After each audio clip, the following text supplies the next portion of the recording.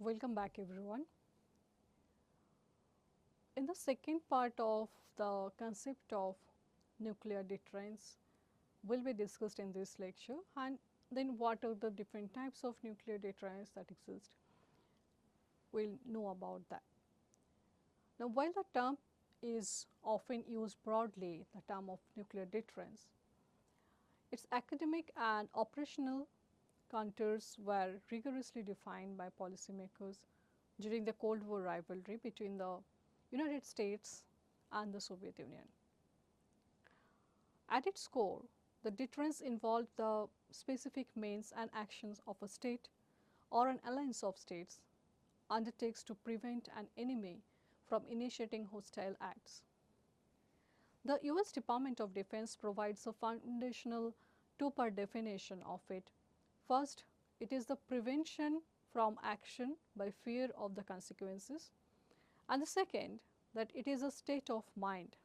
That is a crucial distinction. Deterrence does not exist in a vacuum of hardware. It is brought about by the existence of a threat of unacceptable counteraction that the adversary finds credible.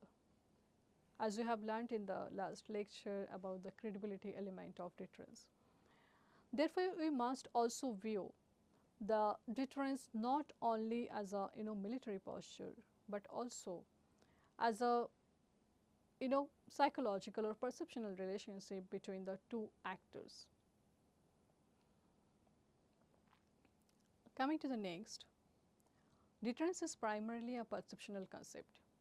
Its effectiveness relies heavily on the central assumption that the state possessing nuclear weapons will act as a rational decision makers when the prospect of war arises.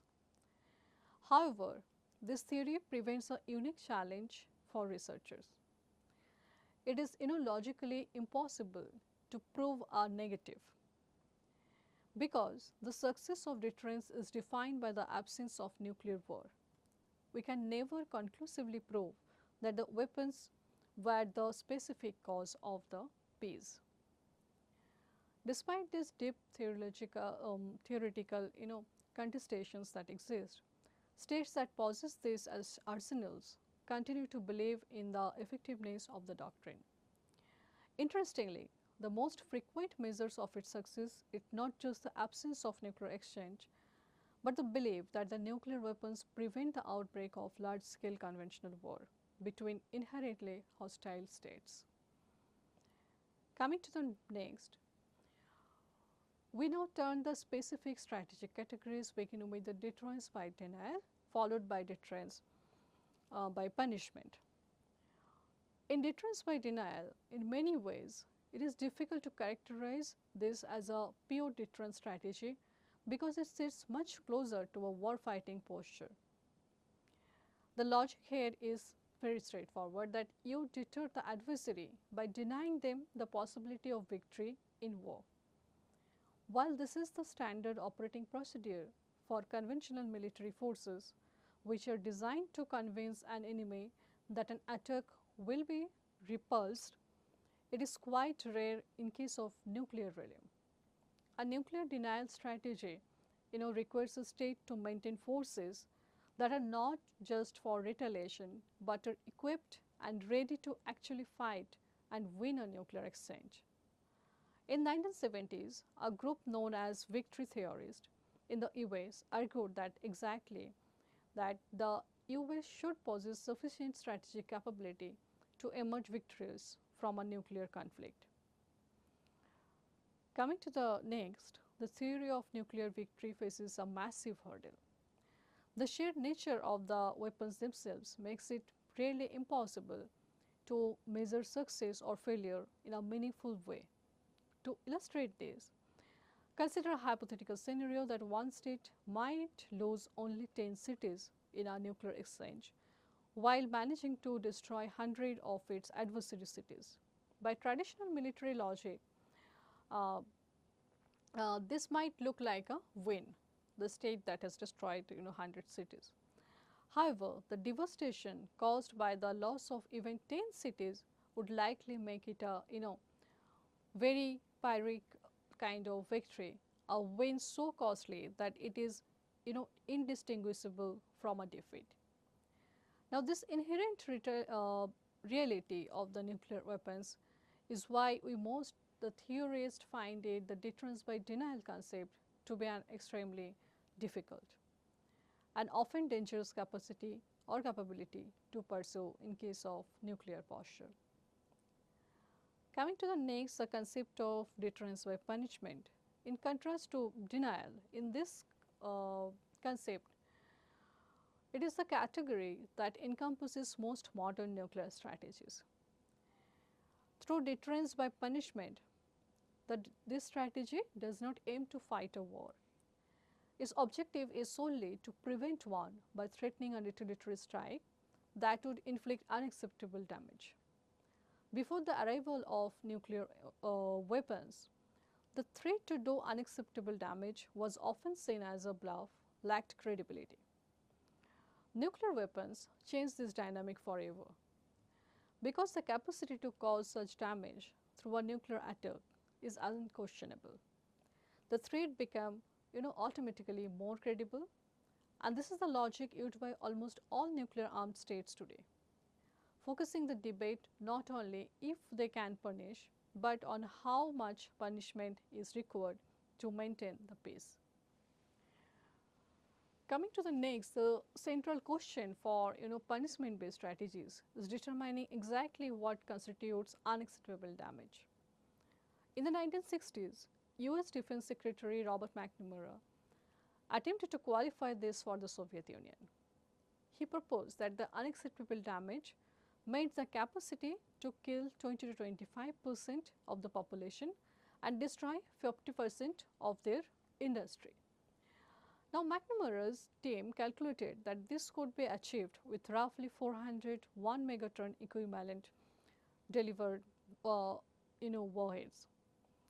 Now, they settled on this number because they encountered the problem of diminishing returns. Increasing the number of warheads beyond this point did not yield a significant increase in the level of destruction.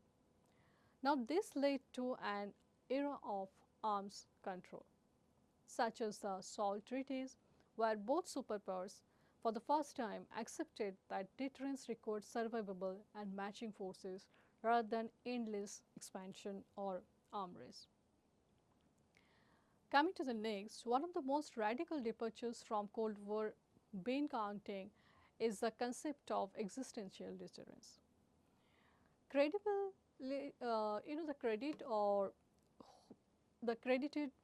The existential deterrence is mainly to McGeorge Bundy. This theory suggests that the nuclear deterrence is a function of simple existence of nuclear weapons rather than the specific balance of forces between two sides. The logic here is that the political leaders will not risk a conflict that could result in even one nuclear strike on their own territory, regardless of how thoroughly they could destroy their adversary. Now, Bundy arrived at this conclusion after the Cuban Missile Crisis, noting that despite the US having a massive, 17-to-1 advantage in the forces, the risk of war was still too high to ignore. For existential theorists, arms control treaties and complex force-to-force calculation are essentially meaningless.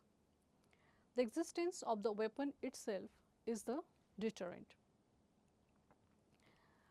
Coming to the next, the proportional deterrence.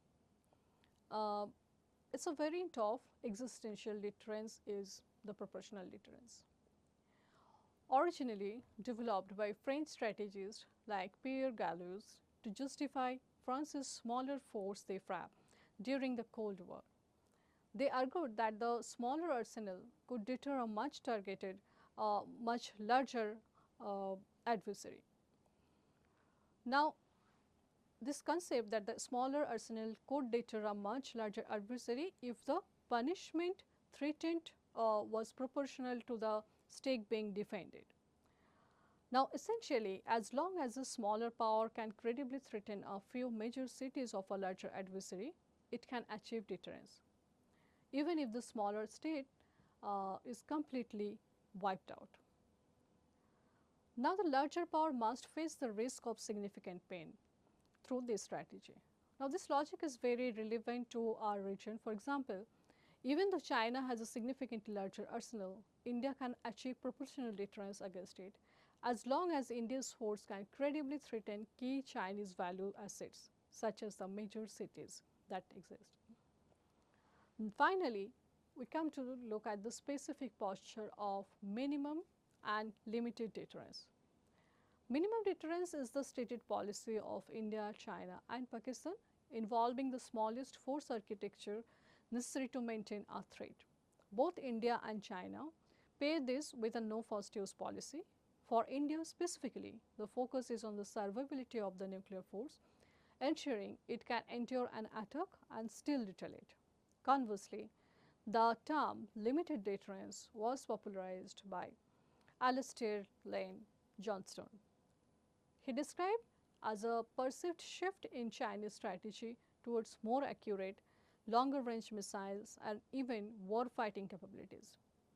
However, this remains a subject of debate, as many scholars point out that the China's actual force growth has not always matched with this limited deterrence posture. In the South Asian context, the focus remains on the word credible, as both India and Pakistan seek to ensure their relatively small arsenals, and they are not seen as vulnerable by more powerful adversaries. Coming to the concept of extended deterrence, the last category we will cover is extended deterrence here, also known as the nuclear umbrella. Now, this occurs when a nuclear armed state promises to retaliate on behalf of its non-nuclear adversaries. During the Cold War, the US provided this cover to NATO members, Japan and Australia, while the Soviets did the same for the Warsaw Pact. The perpetual challenge for extended deterrence is credibility. Alliances often wondered, would Washington really risk its destruction of Newark to avert Berlin?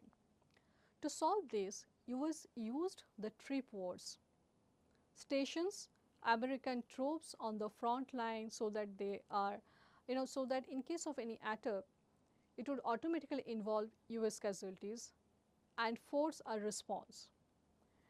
Now, this arrangement successfully prevented many industrialized nations from feeling the need to build their own nuclear weapons. In conclusion, the core concept of deterrence is not a singular strategy but a spectrum of perception and military frameworks.